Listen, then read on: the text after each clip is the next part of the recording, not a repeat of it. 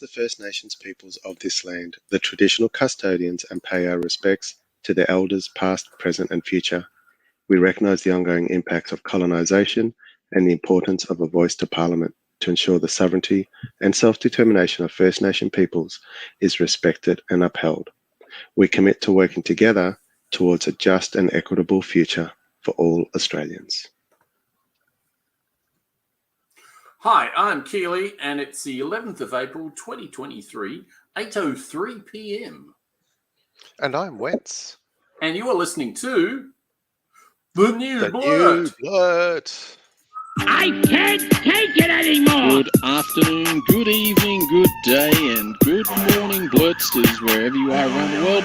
You are listening to the New Blurt. You absolutely are. Very good to have you with us. If you're listening on the pod, or if you are with us live, or even if you are watching this video after it's been edited.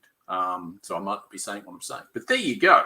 Anyway, thanks very much for joining us tonight. We've got a fantastic show. We're going to have a little bit of a chat. What's been happening in Nashville? There was a Nashville state representative that was expelled basically because he was black, and there was 3 of them that were expelled. So what we're going to do is just have a little bit of a chat about that, and we'll also have a look at the video that goes with that. Some good stuff for Wencee, because he's in Brisbane, and Serious Danger, which is a fantastic podcast that Wencee actually put me onto, is going to be touring there very soon. So I thought that Wencee might like to know if he didn't already know. And we're also going to talk about Julian Lisa, who is in a party at the moment, led by led by Dutton. He's a real nowhere man sitting in his nowhere. Which is very true, 100% true. It's pretty much. It is very much so. And and so we're going to have a bit of a chat about that as well, and the fact of the plant of last week that I said that I might have won. I'll give you a part 2 on that as well. The segments for tonight will be Indelible Indigenous. Haven't done that for a little while. It's going to be excellent. Wencee's going to talk about the first Aboriginal woman to run all 6 major world marathons. That one's going to be a cracker. I'm going to talk about Gary Foley. You might have heard of Gary Foley. He's an actor, activist, professor, very, very smart man. Been around for quite a long time. He's about 75 now, I think. So, but still going strong, and very much on the activism side. We are going to be running Reality Check, which is a segment on just fact-checking a few things around the world tonight. I'm going to talk about some things that have happened, misnomers and rumours that have been spread, and misinformation about Alvin Bragg, which is the prosecuting attorney for Donald J. Orangehead. And so there's been many things said about him that are just blatantly untrue. So anyway, we will unravel that. And to wind up the rest of the show, we will talk about what's on the box. Wencee is talking about Upright, which is on Binge, and stars our favourite Tim Minchin. And there you go. And as you can see, Wencee is chomping at the bit to get in here. So I better just say, good evening, Wencee. Hello. Yes, let's get on with it.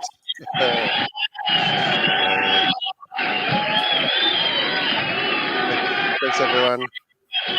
Look, it's just, it is, but it's just so much to talk about, Wencee. I'm sorry, I know. Just talking about the show just took forever. I get it. I know. There's so much to get through. It's ridiculous. I know. Before we start, I just want to respectfully acknowledge the traditional owners of the land on which I live and work, the Yagra and Turrbal peoples.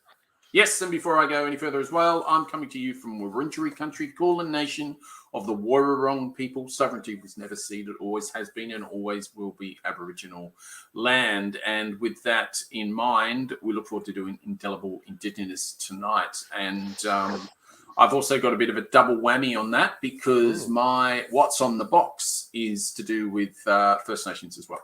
Oh, nice. So First Nations theme tonight. Yes, absolutely. Actually, talking about First Nations, you've got some information on our Nowhere Man, Mr. No, as we call him on this show. Yeah. There was another leaving of the Liberal Party sinking ship. That's right. So he hasn't left the party, but he's left the front bench or the front cabinet.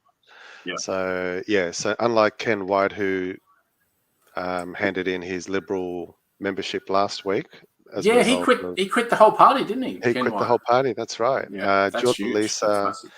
and I must apologise, backtrack a little bit, because a few weeks ago I did mention Julian Lisa, and I thought he was trying to railroad the whole Yes campaign when he was asking silly questions of the PM.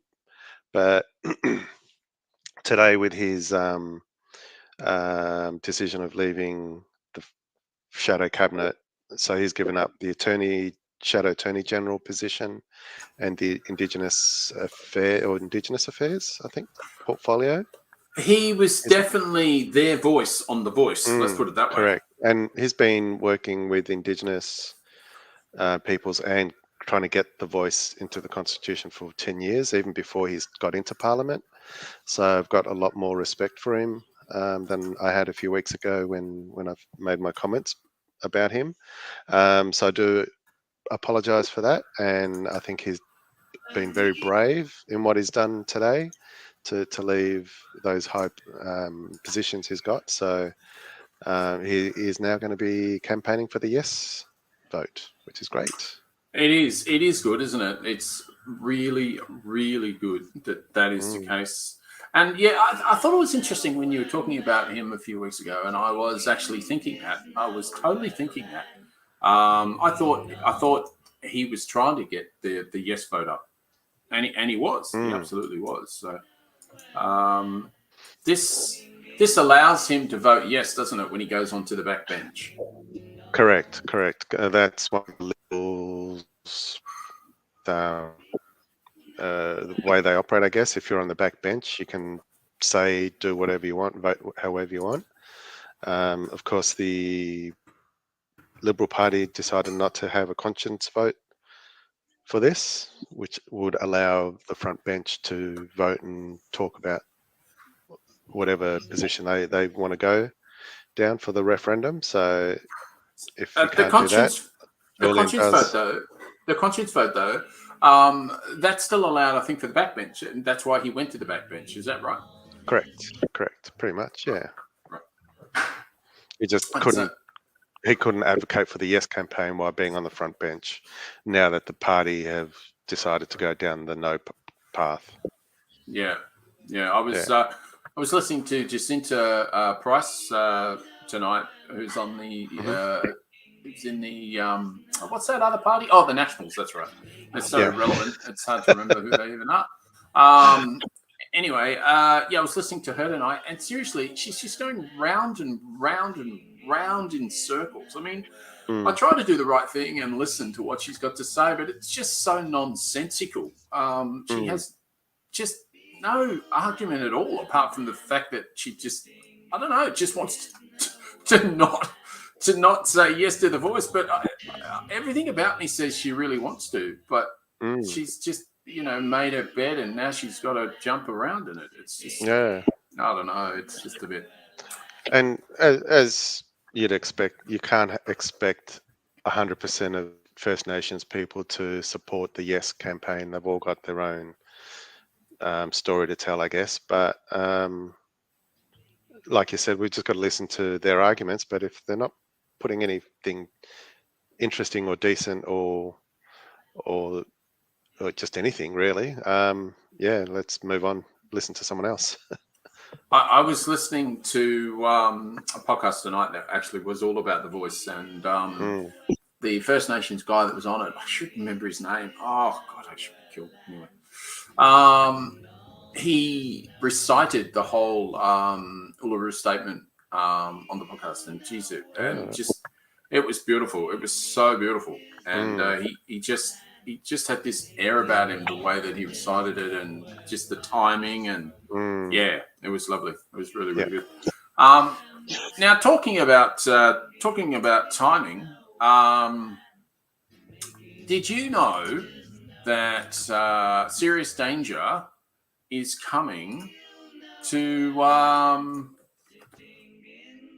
Brisbane? Did you know that? No. Dun, dun, dun. Serious Danger. It sounds like a theme song or something. No, that's not Serious Danger. No, it is definitely not. I know what happened there. It should have been. That's one. Yeah, see, what happened then is that something's named Dun Dun Dun, something's named Dum Dum Dum. So So I feel sometimes on this show a bit dum dum dum. Yes, I think I could probably this could probably be for me. I think I can probably be very much appropriate at the moment. Why you being a dickhead fool? Stop being a dickhead. Yeah. So do tell, Serious Danger. Yes, who are they? I will tell and show. Oh, show and tell. I love show and tell. Yes. So Serious Danger is on live Sunday, May the 21st, 2 p.m. As you can see there, Good Chat Comedy Club, Brisbane. Let me get rid of this banner so we can see the bottom half. I know there's nothing to see there. Okay. No. All right. Cool. We'll put that in the show notes so that people who live here can go see it. And I think I might have to put my hand in my pocket to go see these guys. I think you may need to, because it's only $20 and it just goes to helping their podcast, and I'm sure you'll enjoy it. And also, a special guest, Geraldine Hickey, in 2021, she was the Melbourne Comedy Festival winner of the Best Show Award. So that is a pretty damn good gig to get Tom Ballard and Emerald Moon and Gerald Hickey for $20. That's ridiculous. So that should be very good. Yeah, make the most of that. Make the most of that. It's a good, funny podcast, that one, and they go through a lot of those, a lot of the Greens policies, because Emerald Moon, and I'm assuming Tom Ballard is also a Greens member. I know Emerald Moon is a member of the Greens Party. Yeah, Tom is too, I think. Yeah, I'm pretty sure he is. Yeah. So definitely worth watching. Yeah, absolutely. They don't agree with everything that the Greens are doing, but most things. And I've got, as I've said to you before, pretty much. I'm not rusted on Green in the fact that I haven't. Sorry about that. I'm not rusted on. Oh, you. How did you do that? I'm not a rusted on Green, as in I am a member, but I very much agree with nearly all of their policies that they're putting forward. Yeah, absolutely. Now, last week I spoke to you and the listener regarding winning a plant at work. Yes, it was the Easter guessing competition, wasn't it? Yes, the Easter tulip guessing competition, because nothing says Easter like a tulip. You can't eat it. You can't. Okay. Yeah, I don't see anything Easter with it. Okay. No, I'm not 100% sure about that either. But I went and saw the concierge this morning. I had a bit of a chat, and we need one of these actually. So I'll just whack that in there because it should be just, you're trying to, just as you're talking about it, you're just about to do it. And then you just, and we do practice this before the show, by the way, people. You get let down by the technology, or just even the people on the show, What, blaming me? It's no, not definitely not in this case. This is absolutely not your problem at all. It's completely mine, and I'm gonna have to just about the carbon interface. I'm gonna have to give it up. This is really annoying. Just gonna try something. If it doesn't work, it doesn't work. We will get it eventually, people. Yes, eventually, but not now. I can't find it. That's really annoying. Anyway, what I was going to say was, So, yeah, absolutely. So I didn't win. I did not win. You won it and you didn't win it. No, it's true. And when I told you I did get that text, but it looked like a scam because it was so bad with spelling errors. Well, the old adage of Occam's razor, which is the simplest answer is often the right one. They were just rubbish at spelling. Right. So how did they get it so right with the first message and then got it completely wrong? Yeah, no, fair enough. Too. I found out that one's from the provider and one is from the actual place itself. Right. The Okay. provider needs to go back to school, and the place itself, they needs to go back to school as well. Shit out. So they both need to go to school to learn how to do things. That's exactly right. They need some cyber education, and the other one just needs general education.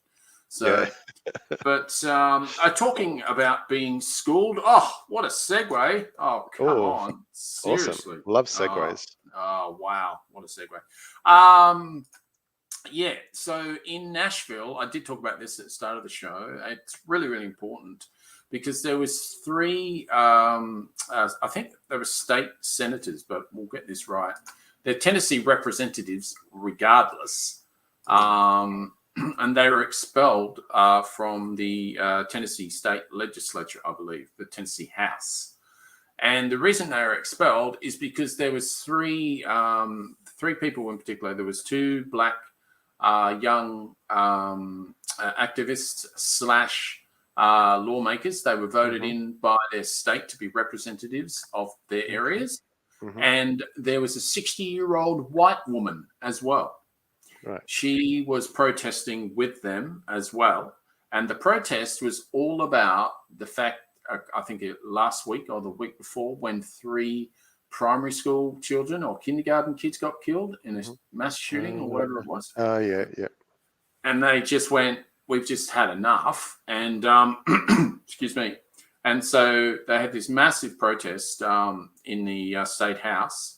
And apparently because there was some administration bullshit and the GOP runs the state house, i.e. the Republican Party, the state Republican Party, they all got together and voted against these lawmakers and basically just kicked them out of the house.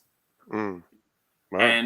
And they basically can't do that because they were voted in from the people. They can't just expel them. So it wasn't just kicking him out of the house or out of that meeting at that point. It was like kicking him out of the party or out out of the state house. So they represented. They represent. Yeah. So what I'll do is I'll play this. It'll make more sense. Well, thank you, Mr. Vice Mayor. This afternoon's.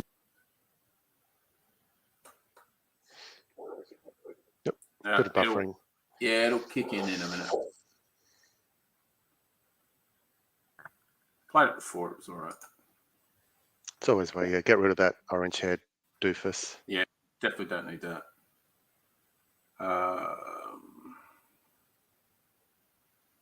The joys of NBN. Whew, so good. We have it so good here in Australia. What I'll do... is unprecedented. You can hear it. You can hear it, and that's all you really need. But so was the action taken to expel members of the legislature. Oh, come on. Stop being a...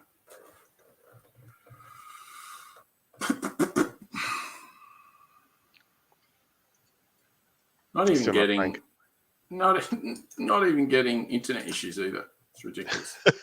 Isn't it funny how we can stream this live, yet you can't play a simple video? It doesn't make a lot of sense to me, but it's really annoying. Technology.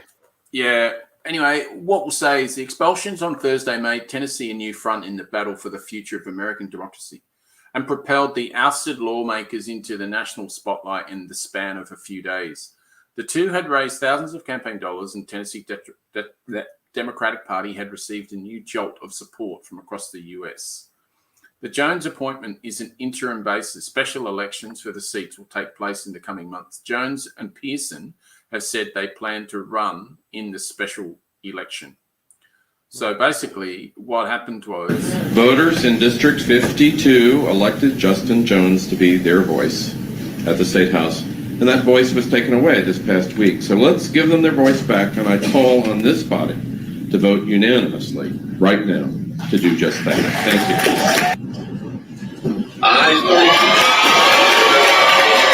So there's 36 yeses, no abstaining.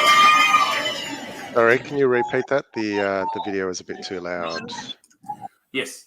So there was 36 yeses, no nos, and no abstaining from that vote. So they fully voted unanimously to basically put them back where they just bring them back. Yeah. Yeah, absolutely. Crazy. Which is awesome, because it means democracy, is working as it should, and there's more good people than bad people. So it's that old thing, only in America. Oh yeah, you're not wrong. You're not wrong at all. Sadly. Now we need to crack on. Lots to get on with, right? Absolutely. In 1967, we were counted. In 2017, we seek to be heard, and we invite you to walk with us in a movement of the Australian people for a better future. We do, and that starts our Indelible Indigenous segment for this evening. Wencee, would you like to take it away, my friend? Sure. I'm going to talk about a woman from Darwin, Alira Jennings. She is a, hopefully I can get this right, Kungarakan and Gurindji woman from Darwin, who only 10 years ago took up running at the tender old age of 27.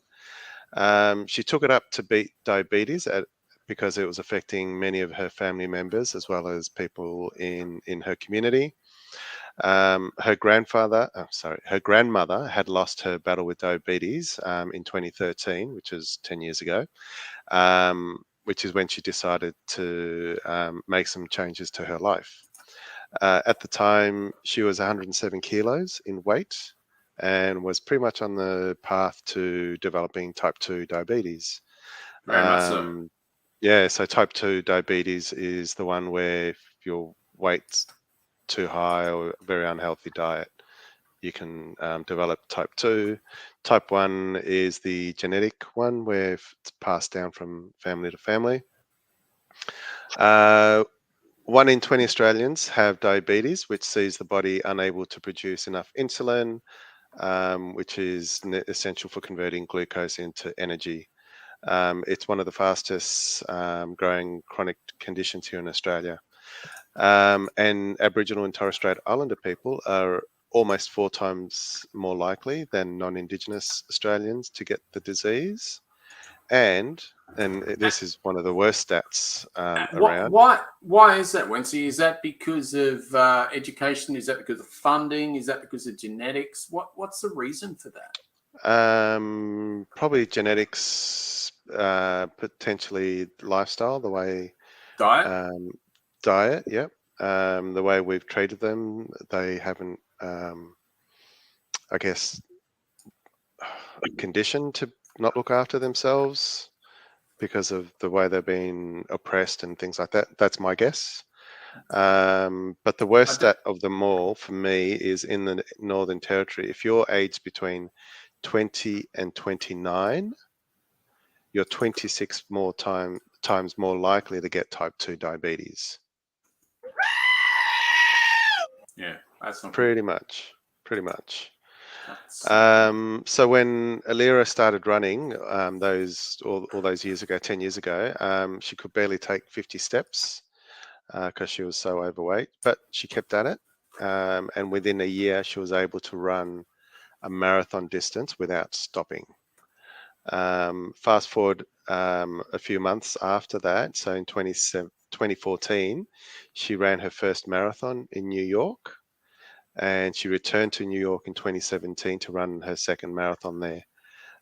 She then completed the Chicago, Berlin, London, and Tokyo marathons in between those 2017 and now. And in just under a week, so Monday, on 17th of April, Monday coming, she'll be running the Boston Marathon along with 30,000 other runners.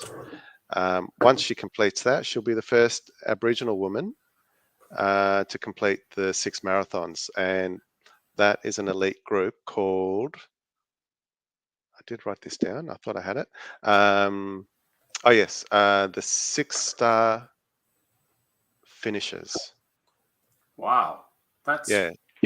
So what, I mean, I think you said she was 107 kilos, which correct. is a very big person. I'm assuming she's not 106, 7 kilos running marathons. I mean, no.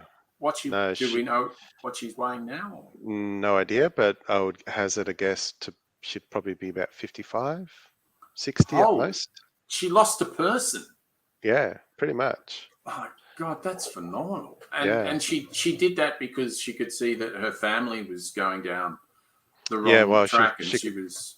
Yeah, and she could see herself going down the same path as her grandmother, who tried to stay alive when she was dying of from the disease, and her grandmother was very powerless, and the doctors couldn't do much and things like that.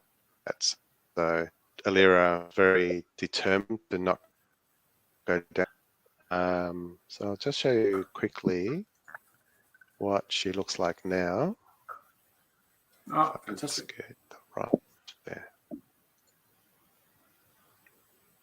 All right, so you can see her there. Not yet, my friend.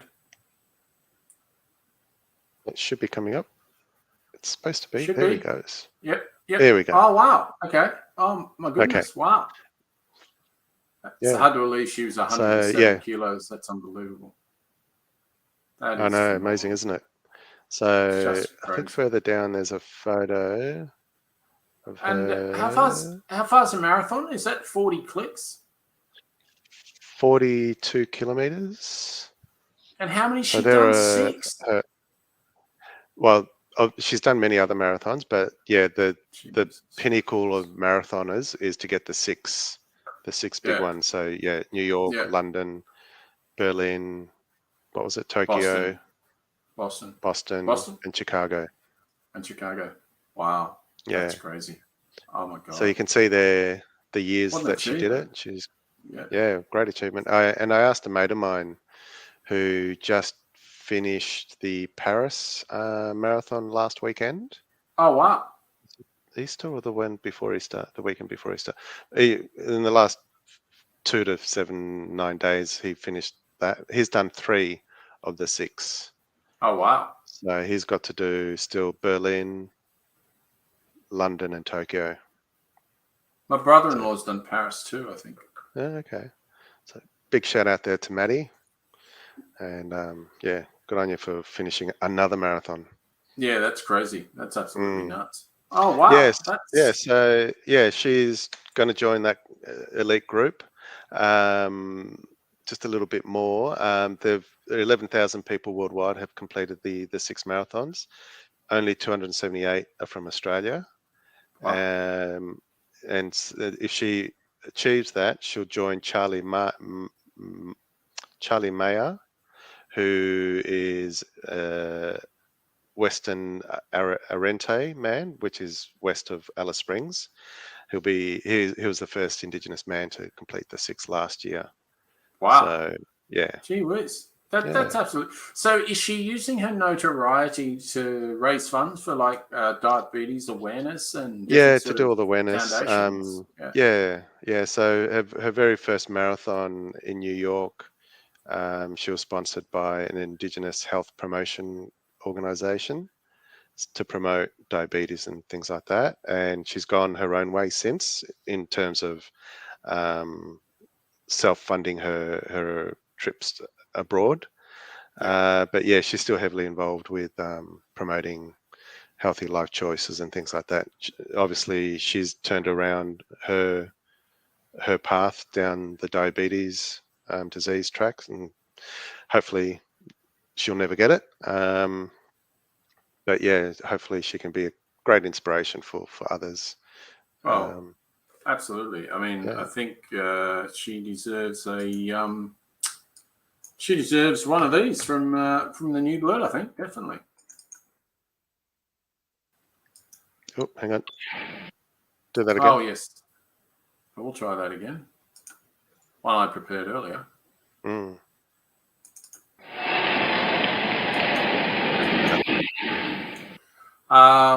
Yeah, I mean that's a fantastic feat. That's absolutely incredible. So Yeah. oh wow, brilliant, fantastic story. Really, really good one.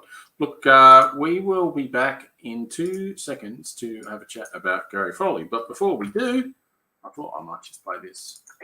The Australia Institute produces high-quality research that has real-world impact, whether it's revealing the $10.3 billion in fossil fuel subsidies provided by federal and state governments last year, or our long-standing research advocating for a federal anti-corruption commission with real teeth.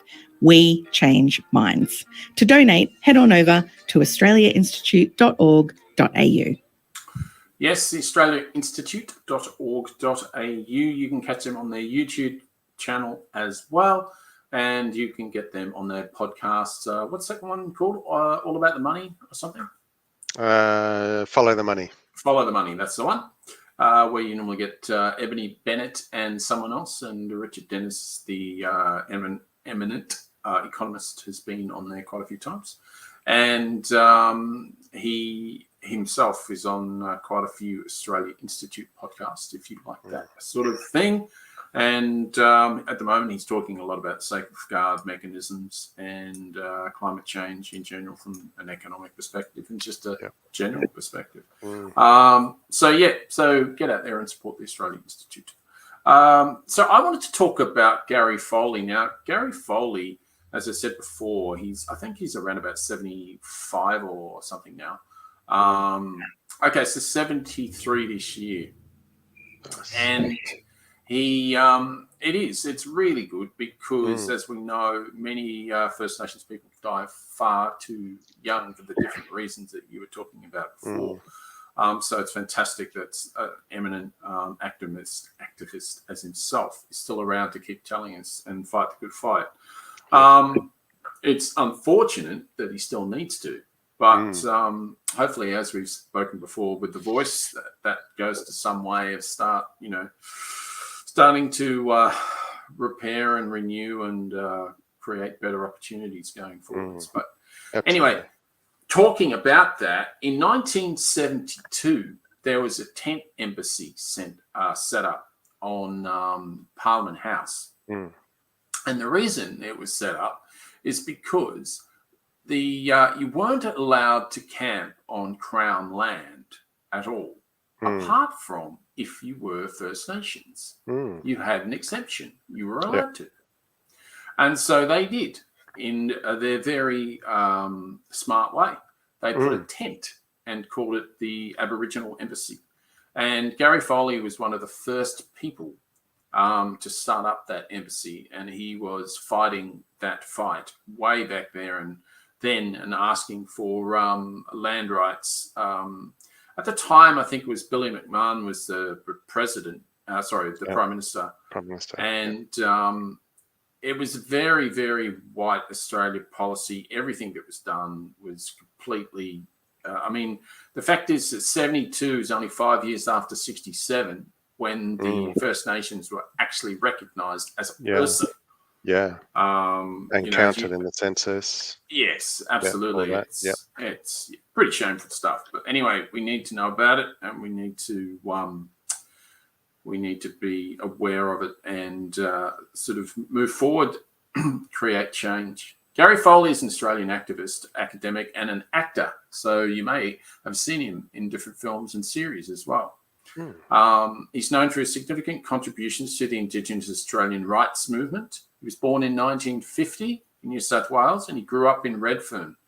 You may remember Paul Keating years ago giving what they call the Redfern speech. He started... so I might put that in the link because it's well worth listening to.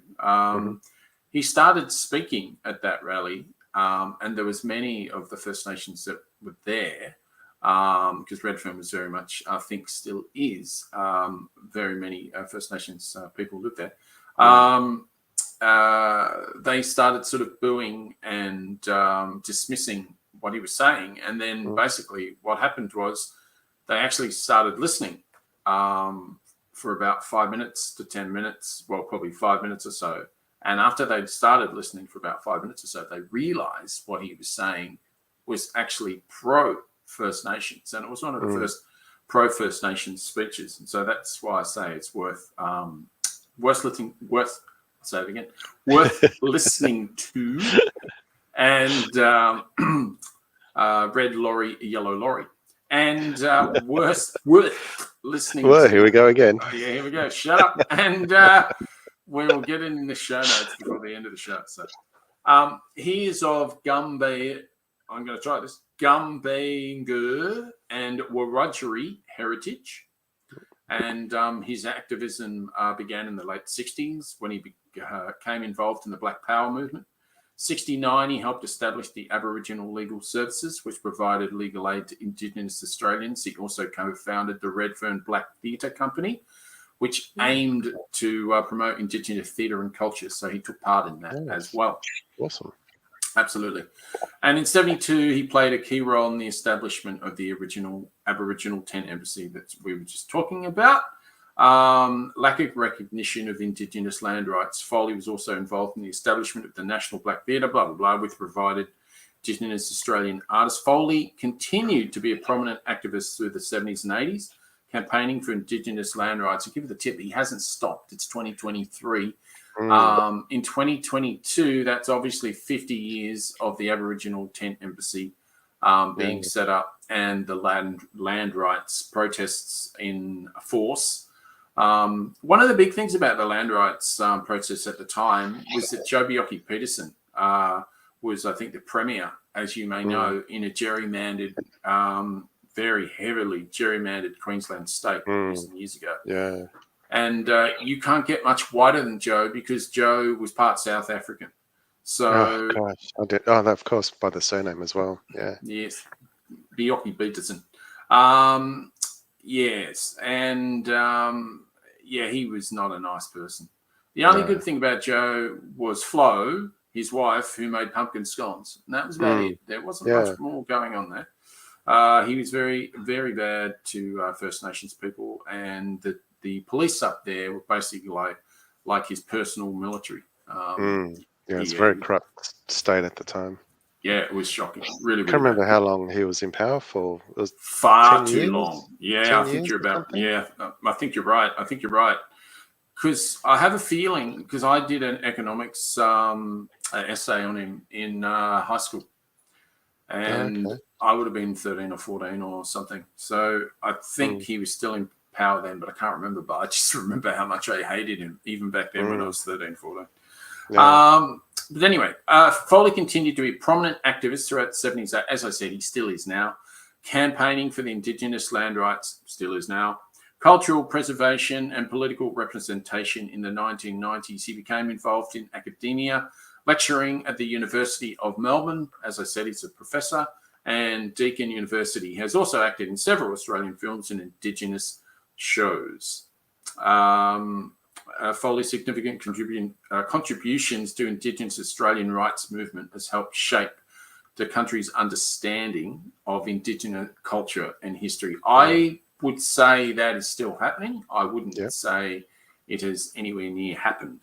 So, and I'll let the cat out of the bag slightly now. So the show that I'm going to preview is called We Still Rise. And it's actually a documentary that's on iView, and it's all about the tent embassy. I won't say any more than that. Save it for later. I will indeed, but that's where we are with that one. So what I might do is think it's time to have a word from our sponsor. Hey, this is Hannah Melville-Ray from the Australia Institute. I'm listening to the new Blurt with Wencee and the Kegsta, and you should be too. It's on Tuesday nights, live from around 8 p.m. It most definitely is. And just having this. Can I have a reality check, please? I'm trying to keep my sanity. Check, please. So yes, as the Sting says, reality check. Just going back to America for a second. Mm-hmm. The reality check that I have is the Manhattan District Attorney that is prosecuting Trump's case. There's been quite a lot of misinformation about the gentleman. Of course. And what I thought is I'd just give you the facts of what has been provoked, just and misnomers, rumors, etc. And then I'll tell you what the actual truth is. So the truth of the case is Trump has been charged with 34 felony counts in hush money scheme. The way they got the 34 felony counts is that he wrote 34 different checks and tried to pass them all off as business expenses. Right. Of course. But they were all different types of hush money to different people. And they were coming out of campaign funds. So you can't do that. No. Trump in court reckoning. Trump faces setbacks, blah, blah, blah, blah, blah. So anyway, Manhattan's DA's office is prosecuting the suspect in this case. So Alvin Bragg announced in June 2022 that a grand jury had indicted the suspect, Andrew Abdullah, on murder and weapon possession charges after he allegedly killed 48-year-old Daniel Enrique on board a Manhattan-bound Q subway train the previous month. The misleading claim was spread across Twitter over the weekend that the Georgia representative, MTG, which is the one who screams a lot and's got sort of white blonde hair but doesn't make a lot of sense. I don't know. Okay, never heard of that person. Marjorie Taylor Greene? No? That doesn't ring vaguely. Oh, I'll tell you what, if you don't know about her, you're lucky. Keep being that way. A Republican tweeted news coverage of the shooting, heartbreaking, tweeted Saturday, shame on Alvin Bragg for not prosecuting real crime in Manhattan. Spokesman for the Legal Aid Society, a non-profit public defender organised, confirmed Abdullah remains held in custody on the murder charge. He declined to comment further. So basically, she's having a crack at him, saying that he wasn't prosecuting the crime, etc. And then the non-profit public defender organisation has said the person's in jail. Yeah. He's held in custody. It's just, ridiculous. Anyway, the claim is Bragg is charging a New York City parking garage attendant for attempted murder after he shot an alleged unarmed robber. The facts are Bragg's office isn't prosecuting. Spokesperson and Dyer lawyer confirmed to the AP it wasn't his. Said the video of the altercation was eventually located and sent to the DA's office, clearing his client of wrongdoing. There's no attempted murder charges. There never will be because my client was the hero and the victim, not the perpetrator, except by phone. That's the whole story. Jeez. But again, exactly right. Social media users from spreading false claims about the incident. New York City is a joke. Manhattan prosecutor charged victim of assault with attempted murder, wrote one Twitter user, blah, blah, blah, blah, blah. The shooting happened early Saturday morning when confronted a suspect thief in the parking garage where he worked, which is in Midtown Manhattan. Charles Rhodey, 59, shot the 57-year-old twice, was able to wrestle the handgun free and fire back, according to the police. Both were hospitalized, initially charged with attempted murder, assault, and gun possession. Rhodey was also charged with burglary. It's not clear what charge he will ultimately face or whether he still remains hospitalized. Spokesman for police Bragg's office didn't respond to follow-up questions, and a lawyer for Rhodey couldn't be identified. So the claim, Bragg should investigate surveillance footage showing several male suspects beating and robbing a female victim in New York City. The facts, this March 2020 attack happened in Crown Heights, a neighborhood in Brooklyn, outside Bragg's jurisdiction. Yeah, of course. The 15-year-old said she was walking home and a group of males approached her and started to punch and kick her. The suspects fled with her sneakers and a cell phone. In New York City, each of the 5 boroughs has its own top prosecutor who oversees criminal prosecutions. This crime fell into a Brooklyn district, Helen Peterson said in the Mail. The attack occurred in March 2020, nearly a year before Bragg even entered office. So 2 fails from that one claim. So, because he was the first Oh. district black attorney in 2021. Wow. So, yeah, but who cares, you know? Yeah. 12 underage defendants in the case went to family court. Peterson said a 13th defendant pleaded guilty to third-degree assault, misdemeanor, and was sentenced to 6-month jail. Amazing how they can just spread lies so easily. And this is a problem with social media, isn't it? Yeah, it is. And that's why we're calling it out on Exactly. this show, because this is just complete and utter bullshit. So, Yep. Yeah, that's why we're calling it out. On the new Blurt. Yes. You heard it Over here. to you, my That's friend. right. Over to you, my friend. Nice one. Nice one. I like that one. Anything to counteract the nut jobs that are in America. Yes, and there's many of them.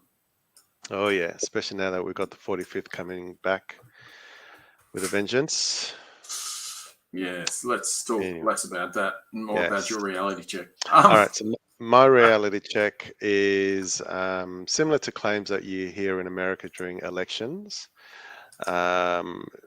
especially at the last US election. At the recent New South Wales state election, which was a couple of weekends ago,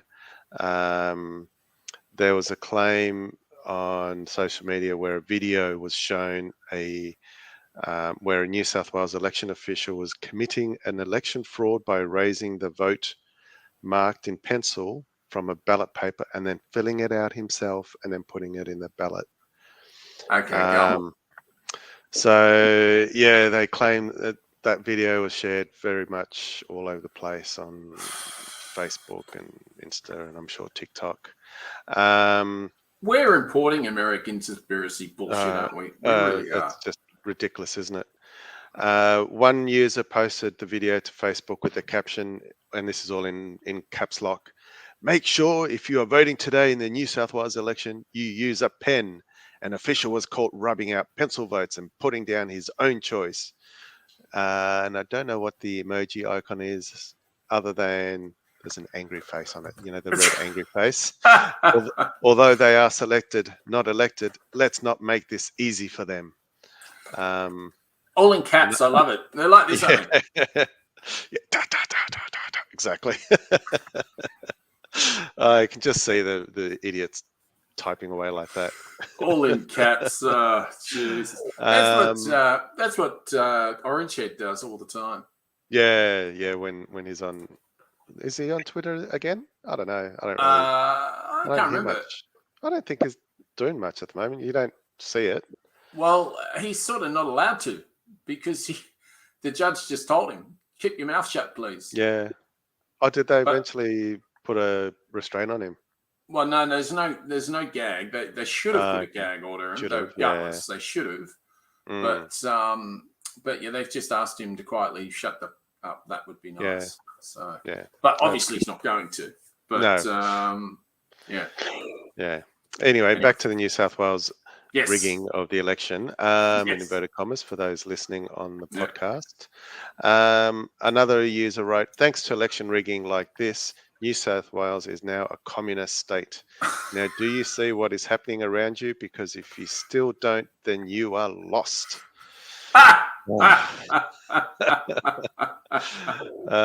Crazy. Other users. These nut jobs make about 3% of Australia.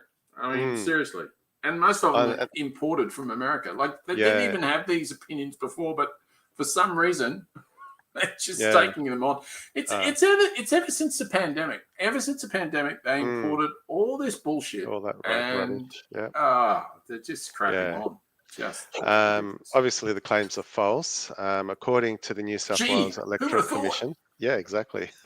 The video in question actually shows an official completing internal administrative work, not tampering with a ballot. This, and so the New South Wales Electoral Commission said, this is disinformation. This is not a ballot paper. This official was filmed without permission, working at an early voting centre, completing internal administrative paperwork. the spokesperson said. Yeah, sure he was. Yeah, so it's all bullshit, as we Yes. know. And there's lots of, and I've been scrutineer at the end of elections a couple times now, and there are lots of officials in those voting centres, and you'd have to have everyone in on the act to allow someone to do something like that. To get away with it. Yeah, to get away with it. Yeah. So so it's illegal to forge an election ballot or knowingly submit a forged ballot, and it's punishable by a maximum of 2 years imprisonment. So for those who are purporting that was all true, you're losers. Get back in your box and go peddle your own shit somewhere else. Just don't. Yeah, that's it. Pretty much. That's what they get. That's exactly. Exactly. So, like you said earlier, we're on this show. We want to dispel all those myths and mistruths. Absolutely. Absolutely. Misinformation. It's just rife everywhere, and it's too easy. I mean, Kellyanne Conway was a cracker. She was the Orange Head's chief of staff or whatever, and I always remember, always sticks in my head when a journalist was talking to her about the numbers, what's it called? Not augmentation. That's not the word I'm looking for. When they get the square outside the White House and everyone comes and looks at inauguration. Yes, there it is. I knew it had an org in it somewhere. And a shen. That's exactly right. The inauguration, yes, absolutely. And they were saying how big he's had the biggest inauguration. It's the biggest we've ever had. It's like, no, I'm sorry, it wasn't the biggest that it ever had, and we've got pictures to prove it's not. Well, we've got alternative facts to what you just said. I'm just like, yeah, they're called lies. Yeah, exactly. Alternative facts. So anyway, so it never ever, and she's on Fox now. But geez, who would have thought? Of course. So who would have thought? But anyway. So what we'll do is we'll crack on with this, and then we'll come back with a bit of what's on the box.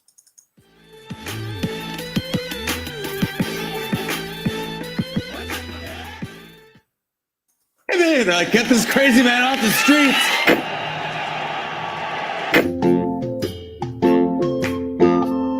Notice, but lately I've been drifting aimlessly.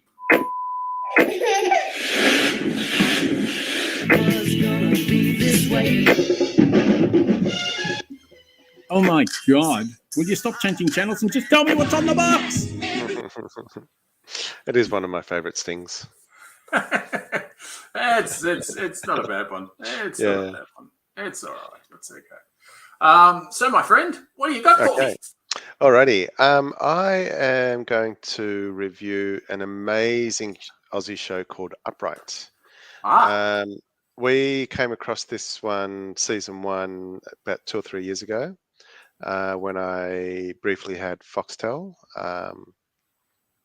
Not that I paid for it. Could have been shared. Oopsie daisy. So we came across it then, and absolutely. No, it's okay. We're all for ripping off Rupert Murdoch. Yeah, exactly. He's a billionaire. What would he care about a couple of bucks? Yes, to fall off the trees and too much sex with younger people. Anyway, keep going. So Upright. It's an Australian drama / comedy show. It stars Tim Minchin and Millie Alcock. And I recently discovered just a couple of weeks ago that Binge was showing season 2. They've had it for a few weeks, if not a couple of months at least, on Binge. So over the weekend we binged, pardon the pun, the series 2 or season 2 of the show.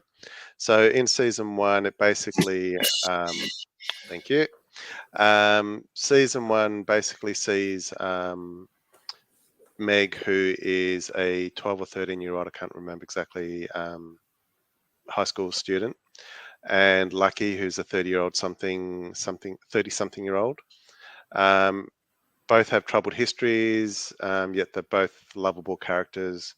And Lucky is traveling from Sydney to Perth, taking his piano in a ute and to visit his dying mother. Comes across Meg. They have some interesting encounters with things and people. I'll just show you a quick trailer for the first season, and then I'll show you season 2. Oh, cool. I'll just add that now. And wouldn't have tried to drive a piano. Let me just rewind that, because all right, and I'm going to turn off the banners so we can see. All right, so I'm just going to press play. Here we go. A normal person would have booked a flight. Would have tried to drive a piano across the desert. Start the car!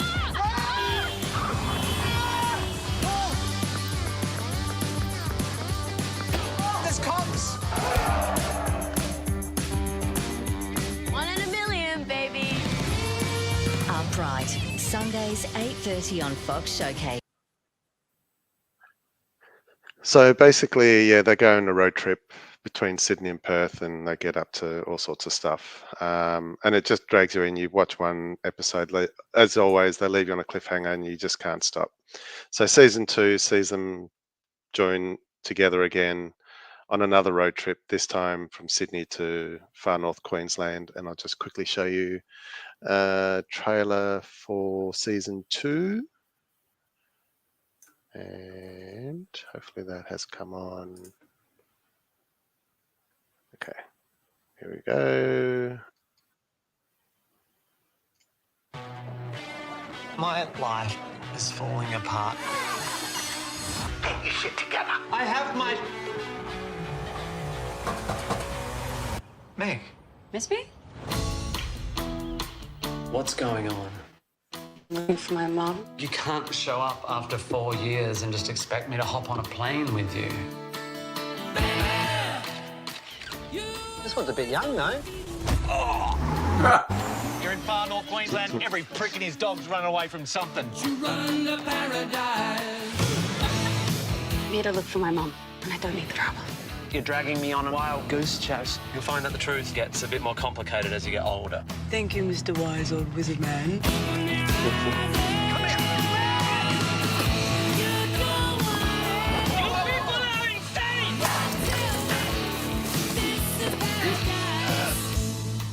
Do you know what this place is? I need someone to take care of me for once. Came to find you.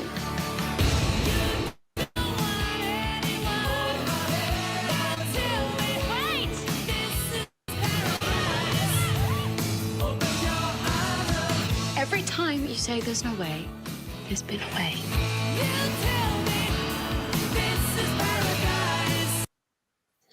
Okay, so it is beautifully written. Tim Minchin wrote the whole series. And I was going to say, he wrote it, didn't he? Yeah. Yeah, he wrote it. So we know him. He's written the play for Matilda. No, he wrote all the music. Right, sorry. Yes, you're right. Because that would have been Roald Dahl. Yes, very true. Very true. Very true. See, fact checking. Thank you. Just seeing if you're on the ball. Yeah. So Tim Minchin, great comedian.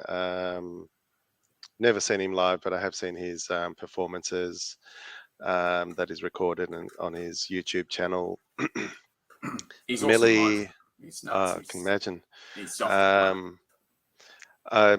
Millie is a great actress. She plays her character really well, and I'm not ashamed to admit that a tear was shed throughout either series. It just captivates you. It just takes you along. Yeah, it's just a beautiful story and just so well written. Well, if you're shedding a tear, I'm going to cry like a baby because I used to cry through certain advertisements. So that's why I don't watch advertisements anymore. Too much crying. But no, that sounds awesome. I love Tim Minchin, and we actually did start watching it. We did actually start watching the first season, and then something happened. I can't remember what it was, and then we didn't go back to binge. But the problem is there's so much good stuff on at the moment. Because Apple TV has got Ted Lasso back on, and I'm a massive Ted Lasso fan. Haven't started seeing that one. Haven't started watching that yet. So have you not watched any of Ted Lasso? I've seen season 1 and 2, just not series 3. I just haven't got to it yet. Yeah, we just smashed out 3 episodes. We binge watched Upright this weekend. So yeah, nice. And 5 out of 5 Blurtstars for this one. I loved it so much. Nice. Oh, that's awesome. That's really, really, really good. Well, something else that was really good that we had a watch of, and it's a completely different subject. It's a documentary, but it's super powerful. I actually highly recommend anyone who listens to this show, i.e. the New Blurt, should watch Still We Rise. And every person in Australia should watch this program. It's that important, and everyone should know about it. I think all of us know little bits about it. Sorry, many of us know little bits about it, but we really should know a lot more. Still We Rise is all about marking the establishment of a tent embassy in 1972, which I had alluded to earlier. And it dives into Aboriginal activism and the fight for land rights on the global stage. Actually was on the global stage. It was going around the world what was happening here. And so much so that a group of the First Nations activists were invited to go to China. And they were taken around by some very sort of eminent groups in the Chinese political landscape, if you like. And they said they said it was one of the first times that they felt like they'd been treated like equals. Wow. Yeah, they had to go to China. So yeah, amazing and terrible at the same time. Yeah. So these, I'm just going to show you this. Anyone watching the New Blood, this, if I need to add it back, yes I do. This is the original tent embassy in 1972. Only one of those guys, because I think they're all guys, is alive. The other 3 are now passed on. So for those watching who have First Nations background, we are showing some images of people who have passed. So we send our respects to them as we're doing this. Absolutely, we do. Bertie Williams, Billy Craigie, Tony Khoury, and Gilla Michael Anderson were protesting the Prime Minister William McMahon's dismissal of Indigenous land rights policy. They were the 4 guys we were just looking at just then. And they held up signs that said, "Which do you choose, land rights or bloodshed? And why pay to use our own land?" So there was an amazing amount of angst and anger. And it's amazing because I was only 3, so I didn't, this sort of wasn't as prevalent when I was sort of more like 14 or so, when I could actually understand what was going on, sort of thing. So it was really cool to revisit. Just a couple of stills, and I'll show you one here. This one's important because I talked about Gary Foley at the start of the show. That's Gary Foley there on the left. If you're watching on the vid, Gary Foley is on the left. And I think that is Billy Sykes, if I am correct. I will double check that. But she was a prominent journalist, First Nations journalist at the time.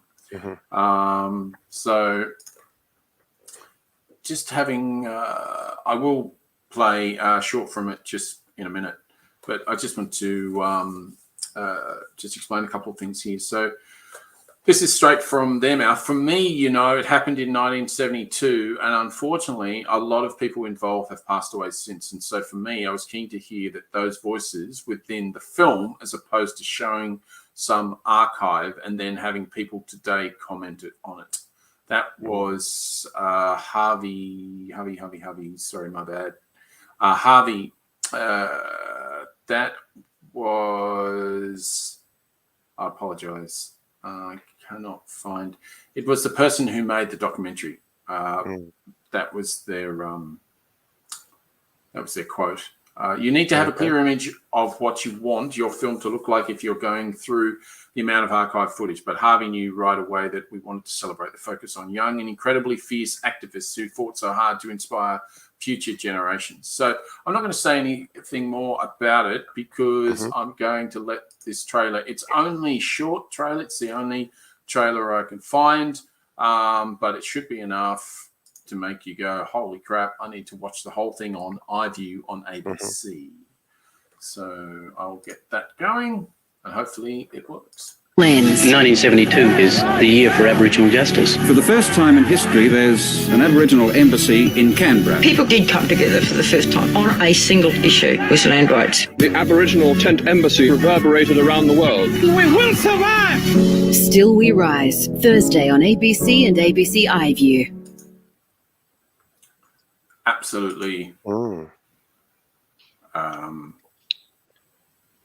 have to watch that one.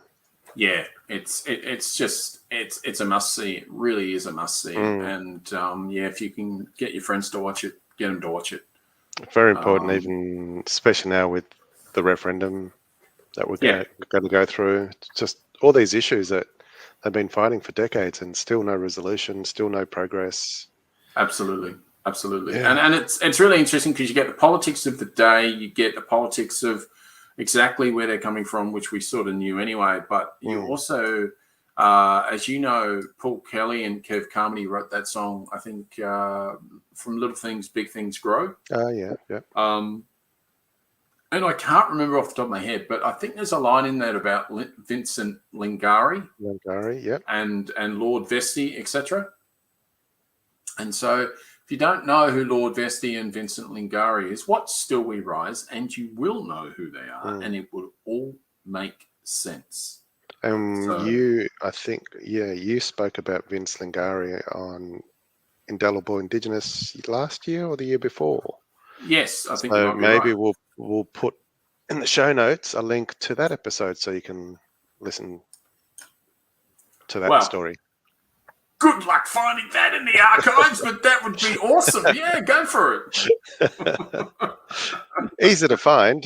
We haven't been hacked like some other YouTubers recently who got hacked by some malware and lost all of their videos. So you're kidding. Find it. Yeah, I might save that for another episode. Yes, do that. Oh, maybe, wow. Let's get technical. Yes, that's a great idea. Yeah, so in fact, we'll do it next week. Sounds good. Yeah, no, we'll do that next week. That sounds awesome. So look, thanks to anyone that joined us tonight live and anyone that joins us on the video afterwards. Thanks very much. We've had a fantastic time. As you can probably tell, we're both very pro The Voice and very pro the First Nations improvements in this nation. And so we won't stop talking about it on this show. And I've got on, for those watching, just below, got the link to the From the Heart education course that I'm slowly myself going through the course, learning as much as I can, so I can also let you guys know all about it. Beautiful. So on the pod, it's fromtheheart.com.au/education. So fromtheheart.com.au/education. If you're listening on the pod. And as Wencee said, you can learn as much as you possibly want to. And we both implore you to do so because, we've got a big decision. To be honest with you, it's not that big. Just vote yes. But pretty simple. It is pretty simple. and it should make a difference Yes. to our First Nations people, meaning they were here 60,000 years before we were. Exactly. So we owe that to them at the very, very least. Anyway, it's good night for me. Fantastic show. And it's good night for me. Thanks for listening. Later. Bye.